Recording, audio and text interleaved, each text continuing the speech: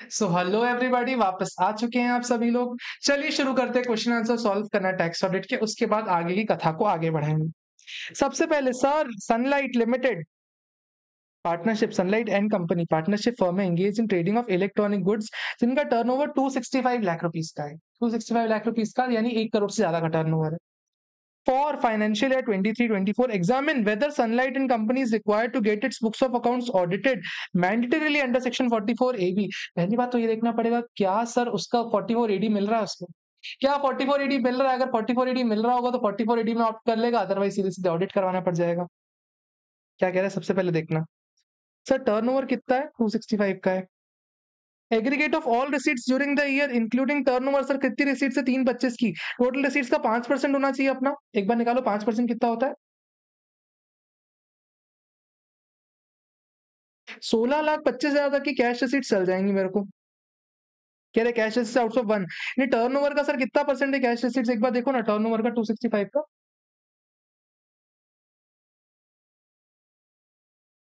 नहीं sir 5.2%, sir 5.29% sir turnover, 5.29% turnover का हमारी कैश रिसीट्स हैं। यानी क्या मैं कह सकता हूँ सर, इसके लिए 44AD का वो 3 करोड़ वाला लिमिट नहीं मिलने वाला, इसके लिए 44AD की लिमिट 2 करोड़ की है। यानी इसके लिए सर 44AD एप्लीकेबल ही नहीं है सीधे सीधे।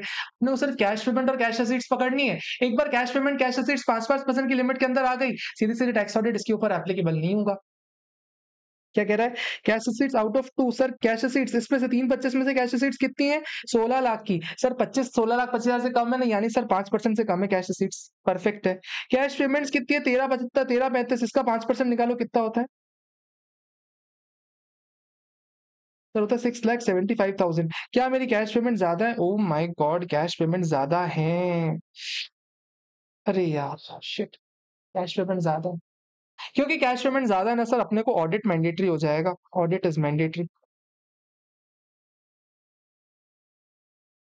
फिर कहता है वुड योर आंसर चेंज अगर कैश रिसीट्स ना 13 लाख होती इंस्टेड ऑफ 14 लाख रुपए।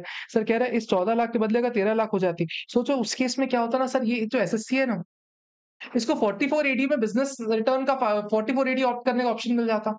अगर 44AD ऑप्ट करता फिर ऑडिट नहीं करवाना पड़ता। तो ये अपना आंसर जाएगा, कहता है 44AB में सबको ऑडिट करवाना पड़ेगा जिसका टर्नओवर 1 करोड़ ज्यादा का है।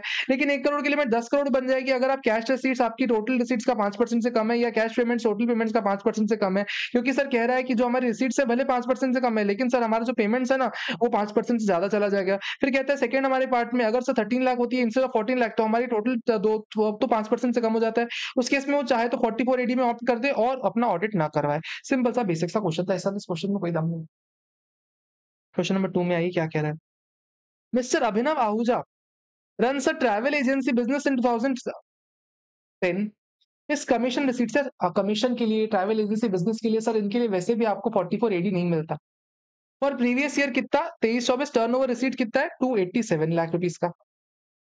सर 44AD मिलने वाला है नहीं, सीधे सीधे देखना है क्या cash receipts greater less than 5% है या कैश पेमेंट्स लेस देन 5% है। देखते हैं। भीम यूपीआई इसको इग्नोर कर दो, अकाउंट पे चेक इग्नोर कर दो, बिहारा चेक को पकड़ेंगे। क्रॉस पे चेक इग्नोर कर दो, एनईएफटी इग्नोर कर दो, बैंक से एनईएफटी इग्नोर कर दो, यूपीआई को इग्नोर कर दो, यूपीआई को इग्नोर कर दो, एनईएफटी को इग्नोर करो। कह रहे अदर रिसीट्स नॉट एक्सीडिंग 2,000 रुपए per person on certain occasions where various customer out of this rupees 56,200 cash में, 56,200 कैश में, यानी इसमें 52,500 ऐड कर दूंगा।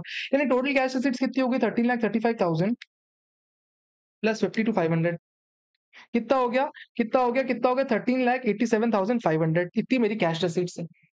इसका परसेंटेज निकालो कितना हो रहा है, डिवाइडेड बाय 287 लाख, 4.83%, यानी सर लिमिट के अंदर है कैश रिसीट्स। एक बार कैश पेमेंट पे आओ, कैश पेमेंट पे कितना हो रहा है कैश पेमेंट, अरे यार इसने गड़बड़ कर दी, सीधे से देख के ही लग रहा है कि 5% से ज्यादा है। सर कितना है 7.98%। अरे यार कैश रिसीट सही थी, कैश पेमेंट्स गड़बड़ हो गई ना, अब ऑडिट करवाना पड़ जाएगा। कुछ भी नहीं इस क्वेश्चन में। कह रहा है mister Abhinav contended that he is not required to get such books of accounts audited, क्योंकि 3 करोड़ तक का नहीं है उसका टर्नओवर। सर क्योंकि 44AD ऑप्ट कर सकते हैं। 44AD कहाँ मिलता है किसी भी कमीशन बिजनेस में, कमीशन बिजनेस में कहाँ मिलता है 44AD, क्या बात कर रहा है mister Abhinav. Same to same वही पूरी कहानी इसने लिख दी यहाँ पे। एचयूएफ पार्टनरशिप नॉट एलएलपी, क्या एलएलपी है क्या, नहीं सर एलएलपी तो नहीं है, इसमें तो कुछ भी नहीं कह रहा।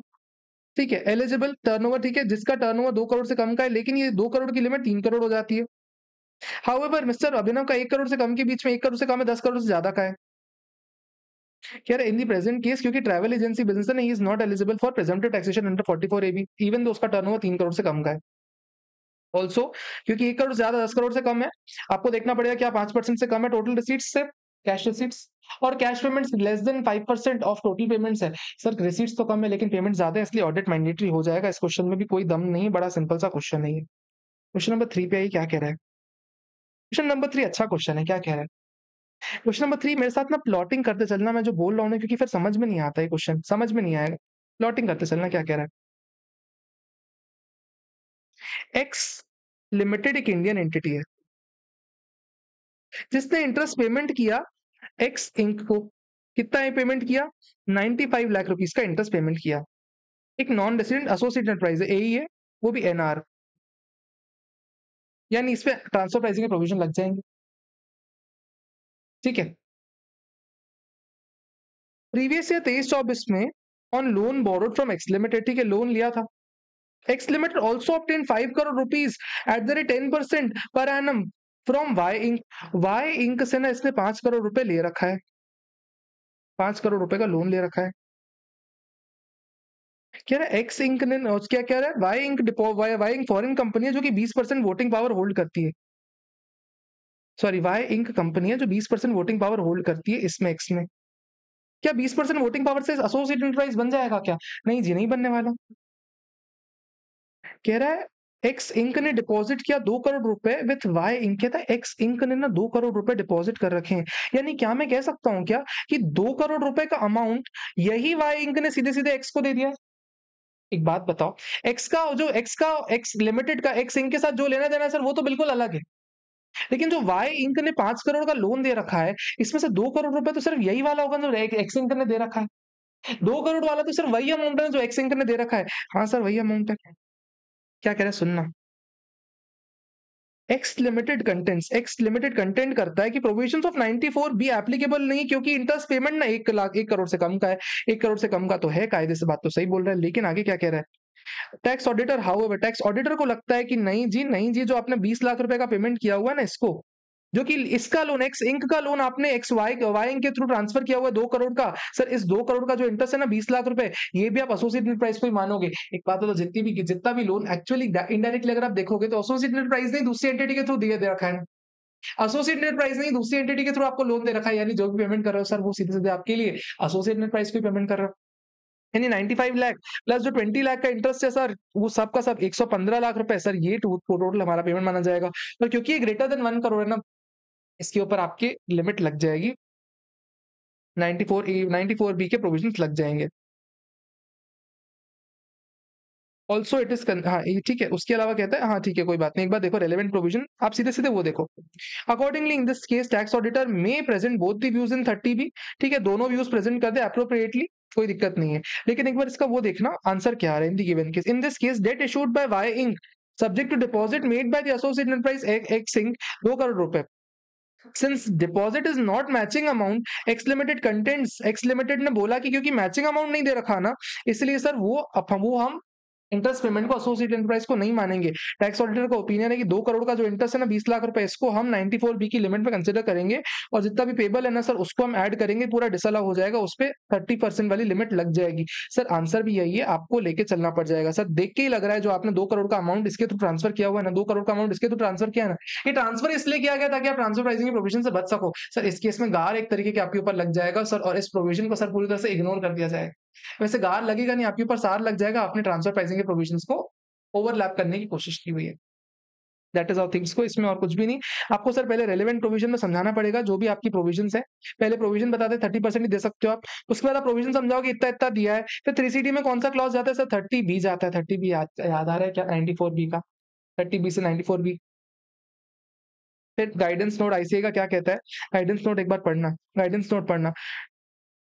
The auditor may have difference of opinion with regard to particulars furnished by the SSC. These difference are to be reported in para 3 of 3AC, 3CA, or part 5 of 3CB.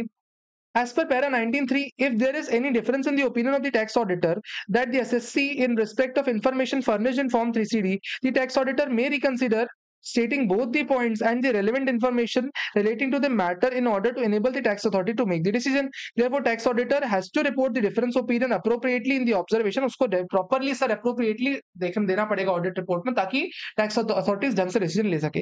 Basic सा question है, लेकिन इस question को आप star mark करो, क्योंकि ये question अगर आपको मिलेगा एग्जाम टाइम पे तो आपको सूझेगा नहीं कि एग्जैक्टली करना क्या है। इस क्वेश्चन को आप स्टार मार्क करके चलोगे।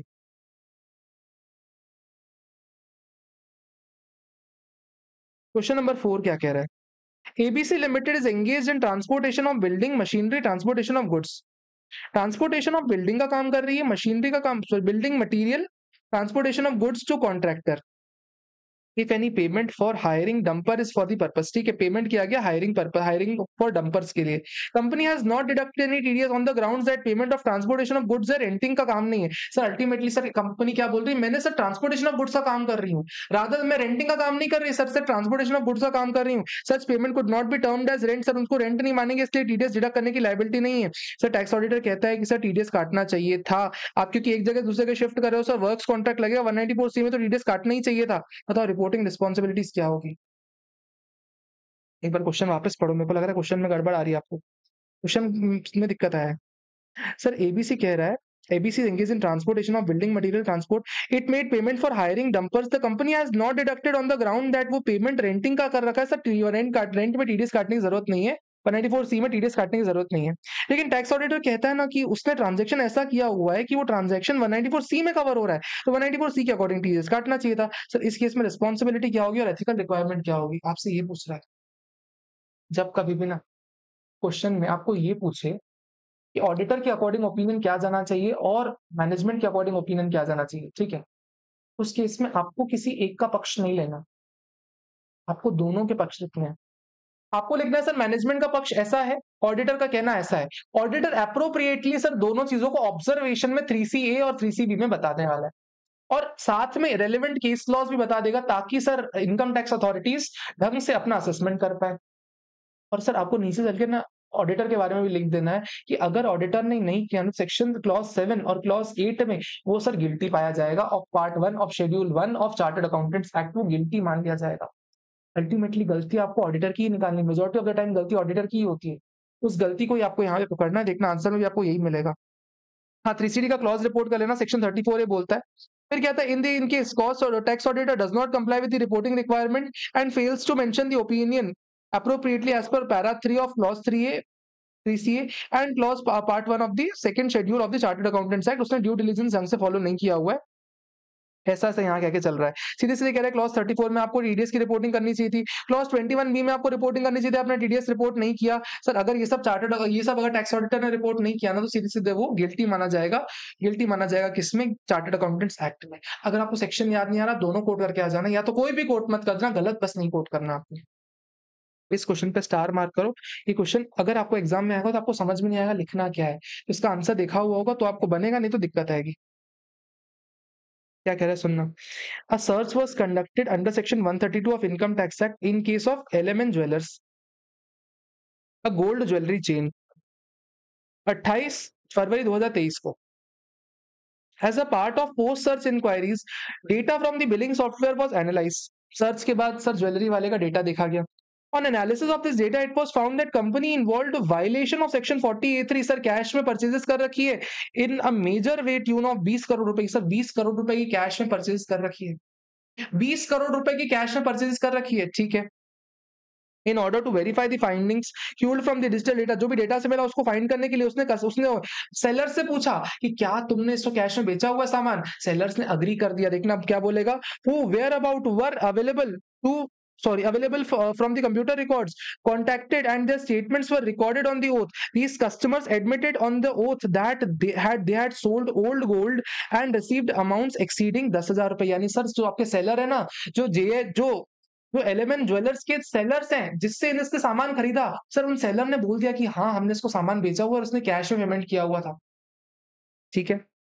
The fact was emerged from the inquiries that LMN Jewellers had purchased old gold and make payment for these purchases, जो कि 10,000 से ज्यादा के। यानी सर सर्च अथॉरिटीज को मिल गया है कि LMN Jewellers ने पेमेंट 10,000 ज्यादा का किया है, जिससे सामान खरीदा ना उसने भी ये चीज एडमिट कर दी है। However, टैक्स ऑडिटर ने बोला ना कि कोई भी वायलेशन नहीं है। टैक्स ऑडिटर ने बोला कोई भी वायलेशन नहीं है, सारे पेमेंट अकाउंट पे चेक, अकाउंट पे डिमांड ड्राफ्ट से ही किए हुए हैं। The tax auditor submitted that standing instructions were given by the management of the entity to the employees to make the payment 10,000 रुपए की only through account paycheck। Sir ऐसा कह रहा है कि मैनेजमेंट इंस्ट्रक्शन दे रखा है, हमने ये चीज देखी है, ऑडिटर कह रहा है हमने ये चीज देखी है कि जितना भी पेमेंट होगा सर अकाउंट पे चेक से होना चाहिए। प्लस सर कहता है जितना भी सर चीजें की हुई उन सबके कॉपी ऑफ इंस्ट्रक्शन हमने वेरीफाई किया हुआ है। हमने मैनेजमेंट के इंस्ट्रक्शंस को वेरीफाई किया हुआ है कि सारे के सारे पेमेंट ऑनलाइन होने चाहिए। लेकिन क्या आपने एक्चुअल ट्रांजेक्शन वेरीफाई किया? ही फर्दर सबमिटेड कि उसने एक रिप्रेजेंटेशन ले रखा है मैनेजमेंट से, फ्रॉम रिप्रेजेंटेशन ले रखा है फ्रॉम दी मैनेजमेंट की जितना भी पेमेंट किया ना 10,000 से ज्यादा का नहीं है सर, उस केस में हमको कोई भी वायलेशन नहीं मिला था इसलिए रिपोर्ट नहीं हुआ। सर मतलब केस सुनना क्या हुआ, ज्वेलर्स क्या रेट पड़ी, रेट पड़ने से पता चला कि उसने बहुत सारे 20 करोड़ का पेमेंट कैश में कर रखा है। ऑडिटर से पूछा गया तुमने कैसे बोल दिया कि कोई पेमेंट नहीं हुआ? ऑडिटर ने बोला कि हमने ना इंस्ट्रक्शंस पढ़े हुए हैं, इंस्ट्रक्शन में लिखा हुआ है, मैनेजमेंट में ऐसा इंस्ट्रक्शन ने दे रखा है लोगों को कि कभी भी आप कैश में पेमेंट 10,000 से ज्यादा नहीं करने वाले, ऐसा मैनेजमेंट में इंस्ट्रक्शन दे रखे हैं। प्लस सर उसके अलावा मैनेजमेंट ने एक रिप्रेजेंटेशन दे दिया कि हमने नहीं किया हुआ, तो हमने मान लिया। सरकार कहती है तुम ऐसे बिजनेस में जो कि सर रिस्की बिजनेस है, ज्वेलरी बिजनेस है, सर ज्वेलरी बिजनेस में इतना लीनियंट कैसे हो सकते हो? तुम ज्वेलरी बिजनेस में इतना लीनियंट कैसे हो सकते हो? सरकार कहती है बताओ कॉन्सिक्वेंसेस क्या होंगे, एथिकल इंप्लीकेशंस क्या होंगे?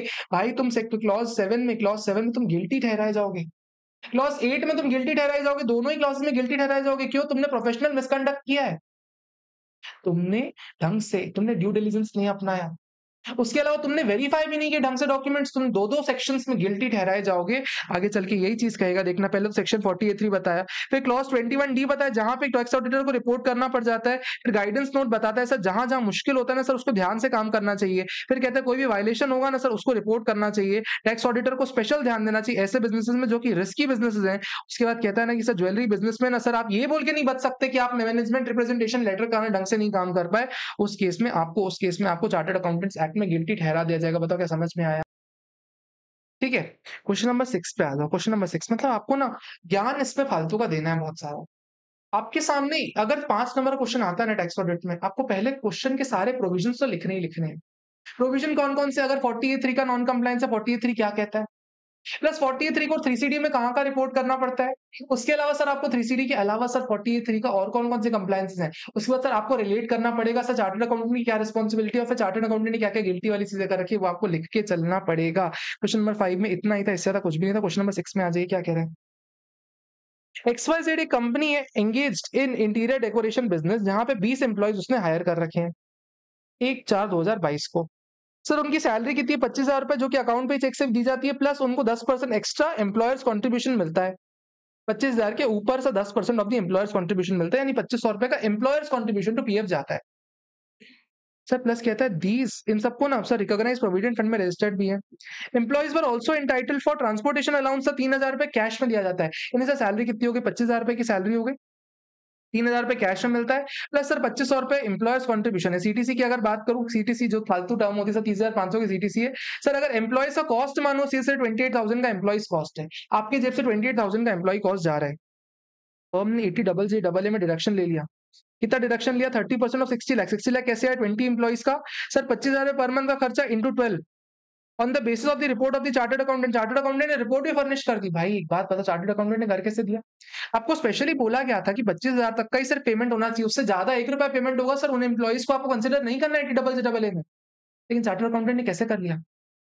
सुनना क्या कह रहा है chartered accountant. The same chartered accountant was also tax auditor of the firm. Chartered accountant ने ऐसा बोला कि इमोल्यूमेंट में जो भी एम्प्लॉयर कंट्रीब्यूशन उसको इंक्लूड नहीं करते। हाँ सर नहीं करते हैं सर, जो कैश पेमेंट है ना उसको भी कंसिडर नहीं करते। हमने जितना भी है ना बाकी बचा हुआ सर वो तो 25,000 का ही है, इसलिए सर हमने उसका डिडक्शन ले लिया। यार क्या बेहुदी बात कर रहा है। चार्टर्ड अकाउंटेंट बोल रहा है कि यार जो पेमेंट कर रहे हैं ना हम एम्प्लॉइज को सिर्फ 25,000 ही तो कर रहे हैं बैंक से। सर क्या 25,000 बैंक की बात की कभी भी 80JJAA ने? 80JJAA को आप पढ़ोगे तो क्या बैंक की बात करता है? वो बोलता है एम्प्लॉय कॉस्ट आपका ना सर 25,000 तक का जाना चाहिए, या फिर एम्प्लॉयज को जो पेमेंट हो रहा है सब 25,000 का जाना चाहिए। ऐसा कहीं नहीं लिखा हुआ कि एम्प्लॉयज का पेमेंट बैंक से 25,000 जाना चाहिए। सर टोटल पेमेंट आपने 28,000 किया हुआ है सर, 28,000 का जो पेमेंट किया हुआ है ना सर ये आपकी स्पेसिफाइड लिमिट से ज्यादा है, एक भी एम्प्लॉय आपको डिडक्शन नहीं मिलने वाला। चार्टर्ड अकाउंटेंट ने जो रिपोर्ट फर्निश किया ना सर वो रिपोर्ट भी गलत है सर, उस केस में चार्टर्ड अकाउंटेंट को गिल्टी ठहराया जाएगा। क्लॉज 7 क्लॉज 8 दोनों साथ में कोट कर देना, कोई दिक्कत नहीं। आंसर कैसे लिखोगे? पहले आप 80JJAA को समझाओगे, उसके बाद सर आप चार्टर्ड अकाउंटेंट की रिस्पॉन्सिबिलिटी समझाओगे, उसके बाद फिर आप जाओगे कि चार्टर्ड अकाउंटेंट गिल्टी है। आपको मेजॉरिटी ऑफ द टाइम में चार्टर्ड अकाउंटेंट गिल्टी मिलने वाला है। देखो 80JJE समझाया, फिर आपने एडिशनल एम्प्लॉय कॉस्ट समझाई, फिर आपने एडिशनल एम्प्लॉय कॉस्ट के बारे में और डिटेलिंग दी, फिर उसके अलावा सर कहता है पीएफ वाले पार्ट को इंक्लूड नहीं करना, इमोल्यूमेंट को, फिर क्लॉज 33 कहता है डिडक्शन के बारे में बात करता है, फिर लास्ट में कहता है क्लॉज 7 में ना सर गिल्टी है चार्टर्ड अकाउंटेंट्स एक्ट में, ऐसा आपको आंसर लिख के चलना है। ठीक है, अच्छा क्वेश्चन, इसको सुनना। Income tax department collected documents from ABC Bank which revealed Mesers Alpha Travel Limited। Income tax department ने बैंक स्टेटमेंट लिया, किसका? अल्फा ट्रेवल्स का, जिन्होंने रेमिट कर रखा है अब्रॉड में, हम रेमिटेंस कर रखा है अब्रॉड में। प्लस सर 15 CB भी इशू किया हुआ। 15 CB क्या होता है? कभी भी अगर आप रेमिटेंस करते हो जिसपे टीडीएस कटना चाहिए, उस पर आपको चार्टर्ड अकाउंटेंट का एक सर्टिफिकेट लेना पड़ता है। अगर 5 लाख से ऊपर का अमाउंट रहता है तो आपको चार्टर्ड अकाउंटेंट सर्टिफिकेट लेना पड़ता है, issued by chartered accountant. List of passengers, copy of the passports, ठीक है, उनको लिस्ट ऑफ पैसेंजर्स भी मिले, कॉपी ऑफ पासपोर्ट भी मिला। Date of the travel invoice was raised by the foreign party on inquiring with the passenger. Sir हुआ क्या sir, इन्होंने अल्फा ट्रैवल्स के यहाँ सर इन्फॉर्मेशन निकाली, उसमें सर लिस्ट ऑफ पैसेंजर्स था, नेम ऑफ पैसेंजर्स था, उसके अलावा सर क्या था, फॉरेन पार्टी था सर, कॉपी ऑफ पासपोर्ट, सब कुछ लगा हुआ था सर। इसके बेसिस पर सर क्या हुआ था, इसके बेसिस पे क्या हुआ था, चार्टर्ड अकाउंटेंट ने क्या दे रखा था, अपना 15 CB इशू कर रखा था। सर इंक्वायरी किया पैसेंजर्स ने या पासपोर्ट को अपने चेक किया तो रियलाइज हुआ कोई भी लोग गया ही नहीं था, कोई भी लोग फॉरेन गया ही नहीं था, कोई भी फॉरेन रेमिटेंस हुआ ही नहीं है। समझ पा रहे हो? अल्फा ट्रैवल्स ने 15 CB फर्निश करवा लिया सीए से। किस बेसिस पे फर्निश करवाया कि हम ना सर इन लोगों को बाहर भेज रहे हैं और इन लोगों के सर ये चीजें हम बाहर भेज रहे हैं, 15 CB फर्निश कर दो चार्टर्ड अकाउंटेंट से। चार्टर्ड अकाउंटेंट ने कर भी दिया, लेकिन सर जब असली में चेक किया, देखा कि लोग गए ही नहीं बाहर, कभी भी बाहर लोग गए ही नहीं है। कहते document further passenger denied any sort of transaction, passenger ने मना कर दिया कि ऐसा ट्रांजेक्शन उन्होंने किया ही नहीं है। डिपार्टमेंट ने कंक्लूड किया कि जो भी अमाउंट किया गया है ना, जो भी अमाउंट रेमिटेड है ना abroad basis of the false invoices और wrong reasoning leads to FEMA violation. जो भी आपने पेमेंट बाहर किया है ना अल्फा ट्रैवल्स ने, सर ये फेमा के वायलेशन में किया हुआ है। And that the form issued 15 CB issued by the chartered accountant. Sir गलत फॉर्म इशू कर दिया चार्टर्ड अकाउंटेंट ने। एक बात बताओ, चार्टर्ड अकाउंटेंट को गलत इन्फॉर्मेशन दी, उसने गलत फॉर्म पे साइन करके और रिपोर्ट फर्निश कर दी, उस बेसिस पे सर फेमा का वायलेशन हो गया। सर कौन कौन गिल्टी होगा? चार्टर्ड अकाउंटेंट तो हो गई होगा, तुमने ग्रॉस नेग्लिजेंस किया, उसके अलावा सर तुमने भी गलत इन्फॉर्मेशन दी, ट्रैवल एजेंसी फंसेगी। During the 9 month period in the question chartered accountant ने 120 सर्टिफिकेट्स इशू कर रखे, जो कि अप्रोक्सीमेटली सर 30 करोड़ तक का ट्रांजेक्शन अमाउंट है। तो चार्टर्ड अकाउंटेंट सबमिटेड सर, उसने 15 CB किसके ऊपर दे रखे? सर इनवॉइसेस के ऊपर दे रखे हैं। प्लस सर जो भी कंपनी ने केवाईसी डॉक्यूमेंट्स दे रखे थे उसके बेसिस पे, और signatory of the invoices, sir सारे इनवॉइसेस पे सिग्नेचर थी, प्लस पासपोर्ट मिला था सर, प्लस केवाईसी डॉक्यूमेंट मिला था सर, उस बेसिस पे 15 CB इशू किया हुआ है। लेकिन सर उसने fail to bring the record the invoices. Sir the further submitted that since he was not the statutory auditor। Sir उसने एक और चार्टर्ड अकाउंटेंट ने एक और चीज बोली, चार्टर्ड अकाउंटेंट ने एक और चीज बोली, बोला कि मैं तो स्टैट ऑडिटर भी नहीं हूँ, मेरे को इनवॉइसेस दिए गए, मेरे को केवाईसी डॉक्यूमेंट्स दिए गए, मैंने उसके बेसिस पे इशू कर दिया सर्टिफिकेट, और मैं तो ऑडिटर भी नहीं हूँ। क्या उसने इसलिए उसने बुक्स एग्जामिन नहीं किया और 15 CB इशू कर दिया? मुझे बताओ क्या चार्टर्ड अकाउंटेंट सही है? चार्टर्ड अकाउंटेंट सही है। प्लस सर कह रहा है he had also charge 3000 rupees fees mostly in cash, 3000 रुपए कैश में फीस चार्ज कर रखी है। मतलब सर हुआ क्या, सीधी बात फिर से सुनो। सर 15 CB इशू कर दिया चार्टर्ड अकाउंटेंट ने सिर्फ इनवॉइसेस और पासपोर्ट के बेसिस पे, और ये कहता है कि मैं स्टैट ऑडिट नहीं हूँ, स्टैट ऑडिटर नहीं हूँ, इसलिए मैं चेक नहीं करने वाला। मैं स्टैट ऑडिटर नहीं हूँ इसलिए मैं चेक नहीं करने वाला, इसलिए मैंने चेक नहीं किया हुआ है। प्लस सर उसने कैश में ले रखा है। बताओ क्या क्या गलतियां कर रखी है सीए। ऐसे सीए मत बनना कभी भी सर, ऐसे सीए मत बनना। देखो पहले तो 15 CB बताएगा, 15 CB की गाथा बताएगा, फिर लास्ट में कहता है ना आपने गिल्टी हो, सीधे सीधे चार्टर्ड अकाउंटेंट गिल्टी है। भाई तुम भले स्टैट ऑडिटर नहीं हो, लेकिन 15 CB इशू करते टाइम ना आपको सारे के सारे बुक्स चेक करनी पड़ती है, आप गिल्टी हो। मेजॉरिटी ऑफ द केसेस में आपको चार्टर्ड अकाउंटेंट गिल्टी ही मिलने वाला है, उसी के बेसिस पे आपको क्वेश्चन सॉल्व करना है। अगर एग्जाम में कुछ नहीं सूझ रहा, आपका दिल कह रहा है कि चार्टर्ड अकाउंटेंट गिल्टी, आप गिल्टी करवा के आ जाना, आपको नंबर मिल जाएंगे मेजॉरिटी ऑफ द केसेस में। क्वेश्चन नंबर 8 क्या बात करता है? सेम वही बात करता है, सेम वही क्वेश्चन ऊपर। The income tax department collected documents from MNO bank which revealed Aster travel. Same to same question है, इस क्वेश्चन को आप देख लो, बड़े आराम से आपसे बन जाएगा। इसका पार्ट 2 एक बार देखना, इसका पार्ट 2 देखना, इसका पार्ट 2 भी सेम टू सेम है, इसमें भी आपको कोई दिक्कत नहीं आने वाली। ये सेम क्वेश्चन आपका ऊपर जैसा हम करवा चुके हैं, सेम वैसा ही क्वेश्चन है, एमटी में पूछा गया था, बड़ा सिंपल सा क्वेश्चन है। केस लॉज सुनना, केस लॉज इंपॉर्टेंट है, ऐसे केस लॉज अच्छे हैं। केस लॉज बोलूं या फिर सुप्रीम कोर्ट के जजमेंट्स बोलूं, सुनना।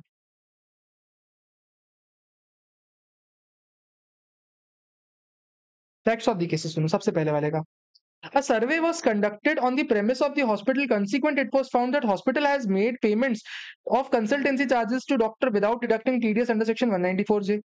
Even though payments of each doctor exceeded 30,000 rupees. In tax audit report, the amount inadmissible under section 40 IA was mentioned as nil और 24, 21B में भी ना सर उसने कोई भी रिपोर्टिंग नहीं कर रखी है। यानी सर क्या बोल रहा है, हॉस्पिटल ने पेमेंट कर दिया डॉक्टर्स को और टीडीएस नहीं काटा। और सर चार्टर्ड अकाउंटेंट ने क्या किया, चार्टर्ड अकाउंटेंट ने रिपोर्ट फर्निश कर दी। रिपोर्ट फर्निश करते टाइम सर सेक्शन 30 क्लॉज 34 में अपने को रिपोर्टिंग करनी पड़ती है टीडीएस काटने की, 34A में टीडीएस की रिपोर्टिंग करनी पड़ती है, प्लस 21B में अपने को रिपोर्टिंग करनी पड़ती है कौन सी, सर किस पे टीडीएस नहीं काटा 30% डिसअलाउ हो जाता है उसकी रिपोर्टिंग भी करनी पड़ती है। सर चार्टर्ड अकाउंटेंट दोनों रिपोर्टिंग नहीं की। सर चार्टर्ड अकाउंटेंट ने क्यों रिपोर्टिंग नहीं की, चार्टर्ड अकाउंटेंट कहता है ना, सीए कहता है कि मुझे रिपोर्ट करने की जरूरत नहीं थी। क्यों, सुनना, बहुत गजब का जवाब दिया चार्टर्ड अकाउंटेंट ने। सीए ने बोला मेरे को रिपोर्टिंग करने की जरूरत नहीं थी। क्यों, क्योंकि सर जो पेशेंट है, पेशेंट ने सर डायरेक्टली डॉक्टर को दिया हुआ है फीस, क्योंकि हॉस्पिटल ने थोड़ी दिया हुआ है पेमेंट को। पेशेंट ने हॉस्पिटल को दिया है पैसा ताकि वो डॉक्टर को दे सके, हॉस्पिटल के लिए खर्चा नहीं है। लॉजिक समझना, पेशेंट ने हॉस्पिटल को पेमेंट किया है ताकि ये डॉक्टर को दे सके। ये हॉस्पिटल के लिए रिसीट नहीं है, हॉस्पिटल के लिए पेमेंट नहीं है, सिर्फ और सिर्फ एक एजेंट का काम कर रहा है इस केस में। हॉस्पिटल डायरेक्टली डॉक्टर को भी दिया जा सकता था, लेकिन सिर्फ एजेंट का काम कर रहा है। सर इस केस में 194J एप्लीकेबल नहीं होता है। इसमें क्या करोगे, सुनना, क्या सुनना, बड़ी सुंदर चीज बोली इसमें।